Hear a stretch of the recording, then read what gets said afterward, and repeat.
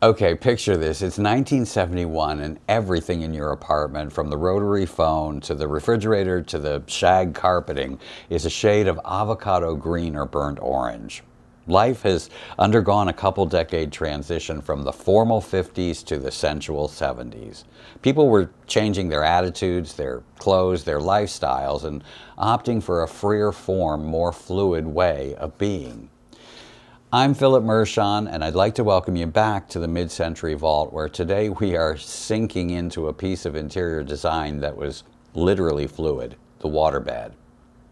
Initially, it was a device invented by a Dr. Neil Arnott in the 1830s, and it was found in hospitals for convalescing and bedridden patients. But the waterbed as we know it was born right in the heart of the 1960s counterculture. In '68, a design student at San Francisco State named Charles Hall created the waterbed for his master's project. And in no time, he founded Innerspace Environments to manufacture and retail his pleasure pit in 32 locations throughout California. Members of the Jefferson Airplane and also the Smothers Brothers were early adopters and fans. Hugh Hefner, not surprisingly, had a king-size one with a top spread of Tasmanian opossum in the Playboy Mansion. And the 1967 Monterey Pop Festival may have had Janice and Jimmy, but the one in '69 had a waterbed display. The first rule in advertising, of course, is sex sells, and the waterbed was absolutely a chief benefactor of that truism. For every American national waterbed company, there were also companies with names like Wet Dream, Joyapeutic Aquabeds, and Aquarius Products. And they used slogans like, "Two things are better on a waterbed, and one of them is sleep." Or, for the more alliteratively minded, "Live and love in liquid luxury." And "She'll admire you for your car, she'll respect you for your position, but she'll love you for your waterbed." By the early '70s, owning a waterbed was potentially a serious flex.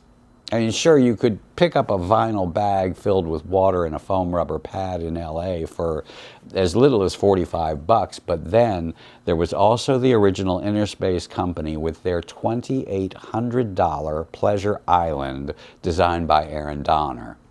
It was an 8-foot square waterbed surrounded by contour pillows with a built-in stereo radio, color television, a bar, and custom directional lighting.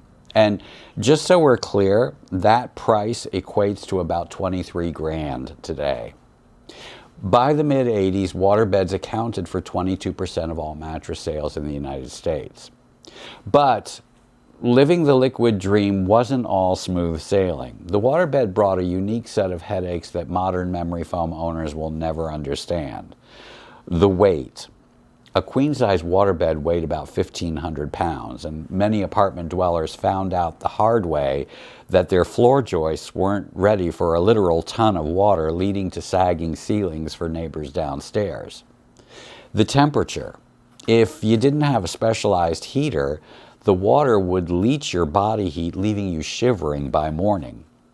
And conversely, if the thermostat of your heater broke, you could essentially be sleeping on a giant slow cooker. The maintenance. You had to add conditioner to the water to keep algae from growing inside. If you forgot, your bed became a giant lukewarm petri dish. And, of course, the leak. One stray cat claw or misplaced safety pin, and you were looking at a domestic disaster. Hollywood loved the waterbed because it was comedy gold. We saw Anita Gillette and Bernie Koppel in the Love American Style episode Love and the Waterbed. Carol Burnett and Tim Conway gave the waterbed featured player status on The Carol Burnett Show. And Cloris Leachman had a mishap when a letter opener and a waterbed met in a hotel room on the great TV show Phyllis. By the '90s, the novelty had leached out, replaced by the convenience of inner springs and foam. But for one shining moment, we were feeling the motion of the ocean. Tell me your stories in the comments. Did you ever own a waterbed? If so, did you ever spring a leak? Or did the whole idea leave you searching for a life raft? Thanks for stopping into the vault, and don't forget to like and subscribe for more mid-century deep dives. And until next time, Remember your seasick pills.